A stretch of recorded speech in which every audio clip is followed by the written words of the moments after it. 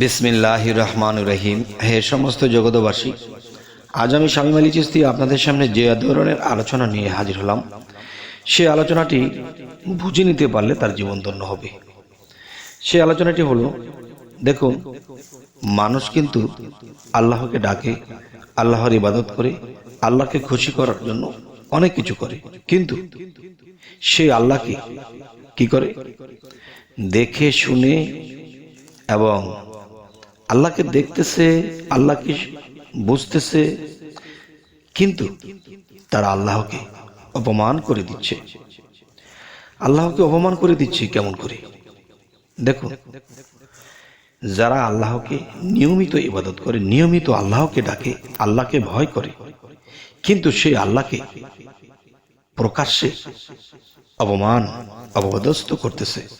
এই জিনিসটি কি করে? দেখেন, অপ্রকাশ্যে ভালোবেসে, অপ্রকাশ্যে স্মরণ করে, অপ্রকাশ্যে না দেখিয়া আল্লাহর ইবাদত করে। তো আল্লাহ যখন প্রকাশ্যে আসে, তখনই তারা কি করে? সেই আল্লাহকে অপদস্থ করে দেয়, অনাদর করে দেয়, অসম্মান করে দেয়। এই বিষয়টি কি করে সম্ভব? এই কথাগুলো কোথায় মেলাবেন? অবশ্যই দেখুন, আল্লাহ যখন বলেছিল, হে সমস্ত ফেরেশতা সকল, তোমরা আমার আদমকে সেজদা করো, তখন কিন্তু দেখা যায় যে আদম কিন্তু নড়াচড়া করেনি, আদম কিন্তু মূর্তিটাই ছিল, কিন্তু সেই মূর্তিকে কিন্তু আল্লাহ সেজদা করতে বলেনি। কাকে বলেছে? দেখেন, আল্লাহ কিন্তু সেই আদমের মধ্যে কি করেছে? সেই আদমের মধ্যে যে আল্লাহ বলতেছে যে আমার রুহু আমি আদমের ভিতরে ফুৎকার করিলাম। কথাটি একটু বুঝতে হবে। যদি বলতো যে আমি রুহু সৃষ্টি করিয়েছি এবং রুহু সৃষ্টি করে আমি আদমের ভিতরে দিলাম, এমন কিন্তু কিছু বলেনি। কি বলেছে? যে আমার রুহু। দেখেন, একটা হচ্ছে আমার সৃষ্টি, আর একটা হলো আমার রুহু। আমার রুহু আমি আদমের ভিতরে ফুৎকার করিলাম, তখনই আদম নড়াচড়া করে এবং কথা বলতে পারে। এবং এটাও প্রমাণ করা হয়েছে, ফেরেশতাদেরকে যখন বলা হয়েছিল যে হে আল্লাহ, আমাদেরকে কোটি কোটি বছর আগে সৃষ্টি করেছেন, আমাদেরকে তৈরি করেছেন, আমরা কিন্তু আপনার ইবাদত করি, এখন আপনাকেই সেজদা করি। হে আল্লাহ, এখন আপনি বলতেছেন যে আমাদেরকে বলতেছেন যে আমরা আদমকে সেজদা করব। আদম তো আল্লাহ নয়। তবে হে আল্লাহ, আপনি কেন বললেন যে আদমকে সেজদা করতে? তখন আল্লাহ যে একটা কথা বলেছে, এটা কিন্তু তারা খেয়াল করেনি। আল্লাহ কি বলেছে? আমার রুহু আমি আদমের ভিতরে ফুৎকার করিলাম।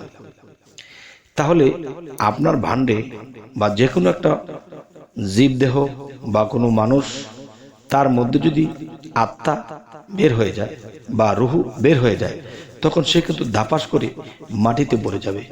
আর মাটিতে পড়ে তখন কিন্তু সে মূর্তির মতো পড়েই থাকবে। তবে আল্লাহ কি সেই মূর্তির মতো আদমকে সেজদা করতে বলেছিলেন? না,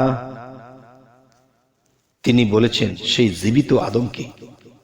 আচ্ছা, সে যে জীবিত ছিল, এটার প্রমাণ কি?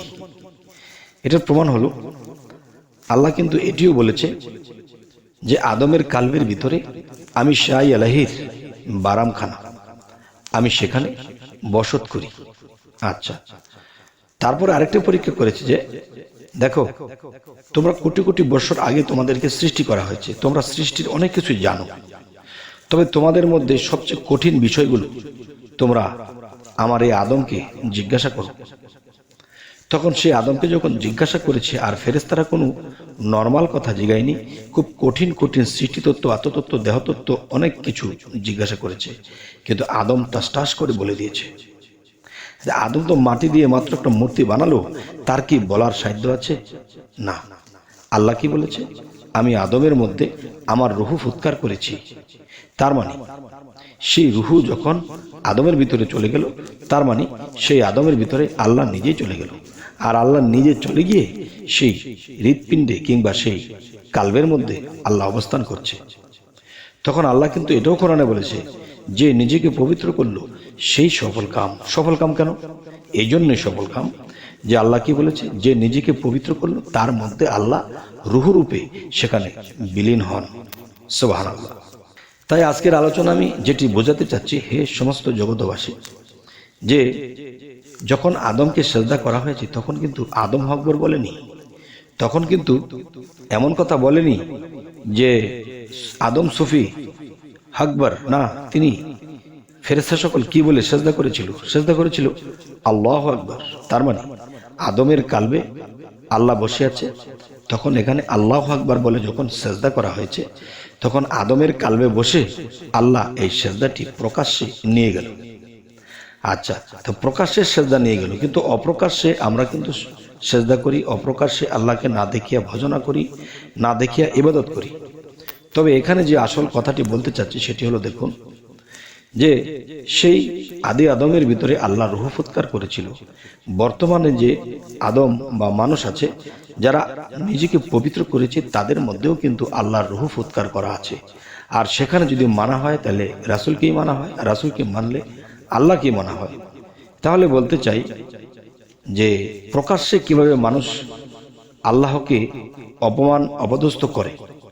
দেখেন, পৃথিবীতে কোনো আল্লাহর ওলি এসেছে, আল্লাহর ওলি এসে সে নিজেকে কখনো আল্লাহর ওলি বলেনি, সে আল্লাহর ওলি মানুষই তাকে স্বীকৃতি দেয়। কেন?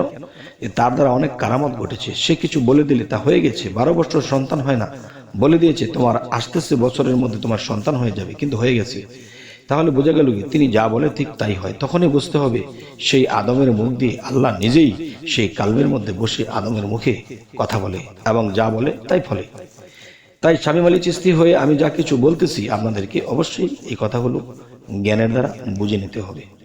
আচ্ছা, তাহলে অপ্রকাশ্যে আমরা আল্লাহর ইবাদত করি এবং প্রকাশ্যে অপমান করি কিভাবে? আজকের কথাটির মূল হলো এটি হলো, দেখুন যে একজন আল্লাহর ওলি যখন এসেছে কিন্তু তাকে বিশ্বাস করিনি, তাকে মানিনি, তাকে অপদস্থ করেছি, পাগল টাগল বলে তাকে তাড়িয়ে দিয়েছি, তাকে শরীরে আঘাত করে দিয়েছি। আর এই আঘাত কোথায় লেগেছে? সেই আল্লাহর রূহ যে তার ভিতরে আছে, আর রূহ না থাকলে কিন্তু ব্যথা থাকে না শরীরে। মৃত মানুষকে আঘাত করলে মৃত মানুষ ব্যথা পাবে না, ঠিক রূহ যতক্ষণ আছে ততক্ষণই ব্যথা পাবে। তাহলে একজন আল্লাহর ওলির ভিতরে আল্লাহর প্রকৃত বান্দা যাকে বন্ধু স্বীকৃতি দিয়েছে তার মধ্যে আল্লাহ বিদ্যমান আছে, এবং সেই ব্যক্তিকে যদি কথার আঘাত করেন সেটা আল্লাহ পাবে, যদি তাকে লাঠির আঘাত করেন সেটাও আল্লাহ পাবে। একে যদি না খাইয়ে অসেবা করে বা অমান্য করে কষ্ট দেন তাহলে সেটা কি আল্লাহকেই দেওয়া হবে। কেননা আল্লাহ বলেছে যে নিজেকে পবিত্র করলো সেই সফল কাম। তাহলে সেই সফল কাম যে নিজেকে পবিত্র করলো, আর সেই পবিত্র মানুষকে আমরা কি করেছি? অপদস্থ করেছি। আর এই মানুষটিকে কি করলে পরে আল্লাহ এই সেবা পাবে, আল্লাহ এ পুরস্কার পাবে, আল্লাহ এ ভালোবাসাটুকু পাবে? সেটি হলো সে আল্লাহর ওলি বা সে আল্লাহর পাগল, সে আল্লাহর ফকির, তাকে যদি সেবা করা হয়, তাকে যদি মুখে খাবার তুলে দেওয়া হয়, তাকে যদি মাথায় হাত বুলানো হয়, তাকে যদি সম্মান করা হয়, তাহলে এই জিনিসগুলো স্বয়ং আল্লাহই পেয়ে যায়। সুবহানাল্লাহ। তবে আল্লাহ কি প্রকাশ্যে আপনার কাছে বায়ুর সাথে ভ্রমণ করে আসবে? সেটা আপনি দেখবেন না, যেহেতু চর্মচক্ষু দিয়ে দেখা যাবে না। দেখতে হলে দিব্য চক্ষু বা আত্মচক্ষু লাগবে। তাই আমি বলবো চর্মচক্ষে দেখে চিনে নিতে হবে যিনি ঘর সংসার বাড়ি ঘর আমিত্ব টাকা পয়সা সমস্ত কিছু ত্যাগ করে সে আল্লাহর পাগল হয়ে গেছে। তাহলে তার শরীরে নোংরা কাপড় দেখা যায়, তার শরীরে গোসল করেনি মনে হয় কতদিন, শরীরে ধুলা ময়লা দেখা যায়, চুলগুলো এলোমেলো দেখা যায়। তবে এটা কি নাপাক? নাপাক হলো পৃথিবীতে যে মিথ্যাচারী করে, মানুষেরটা মেরে ধরে খায়, মানুষকে কষ্ট দেয়, তখনই সে পাপের করে নাপাক হয়ে যায়। তাই বলবো কি যে আল্লাহর সেবা যদি আমরা করতে চাই তাহলে কি করতে হবে? আল্লাহর ওলিদেরকে সেবা করতে হবে, আল্লাহর পাগলকে, আল্লাহর ফকিরকে আমাদের সেবা করতে হবে। তাহলে এই সেবাটা আল্লাহ পেয়ে যাবে। আর আল্লাহ যদি আমার সেবায় সন্তুষ্ট হয়ে যায় তবে আল্লাহ আমাকে ইহকাল পরকাল আমার চিন্তা আমার করতে হবে না, আমার চিন্তা সে আল্লাহই করবে। তবে আল্লাহ এটিও বলেছে তোমরা আমার বন্ধুদের সাথে কখনো বেয়াদবি করো না, যদি বেয়াদবি করো তোমাদের অনন্ত শাস্তি হবে। কারণ আমি নিজে আল্লাহ সেই বন্ধুর মাঝে আছি, বন্ধুর আঘাতটাই আমার আঘাত। তাহলে বন্ধু যদি কারো কাছে সেবা পায় সেটিও আমার। তাহলে আজকের কথা আমরা এটাই বুঝলাম যে পৃথিবীতে চলাকালীন আপনার বাড়িতে, বাসায়, রাস্তায় একটা পাগল ফকির এসেছে, তাকে দেখতে কেমন বিচ্ছিরি লাগতেছে, কিন্তু তার ভিতরটা তো বিচ্ছিরি নয়, সে ভালো। কিন্তু কারো উপর দিয়ে খুব ভালো জামা কাপড় পরেছে, সে খুব উন্নতমান, খুব সুন্দর দেখতে, কিন্তু ভিতরটা তার পাপের অন্ধকার, কিংবা সে ভিতরটা সে নাপাক হয়ে আছে। তাহলে সেই নাপাক ব্যক্তির মধ্যে আল্লাহ নেই। আর উপরে যাদেরকে নাপাক দেখা যাচ্ছে, কাপড় চোপড় ভালো না, গোসল করে না, এরকম সেরকম, তারা নাপাক হয়েছে, এটা কিন্তু মূলত হাকিকতের দেশে সেটা নাপাক নয়। নাপাক হলো আপনার অন্তরাত্মা পরিষ্কার করা, সত্য হওয়া, তখনই আপনি পবিত্র হবেন। আর সেই পবিত্র মানুষের কথাই বলা হয়েছে যে নিজেকে পবিত্র করলো সেই সফল কাম। তবে হে সমস্ত জগতবাসী, আজকে যে আলোচনাটি করলাম, কি বোঝাতে চাইলাম, অবশ্যই আমাকে কমেন্ট করবেন, এবং সামনে কি ধরনের আলোচনা চাইছেন তাও জানাবেন।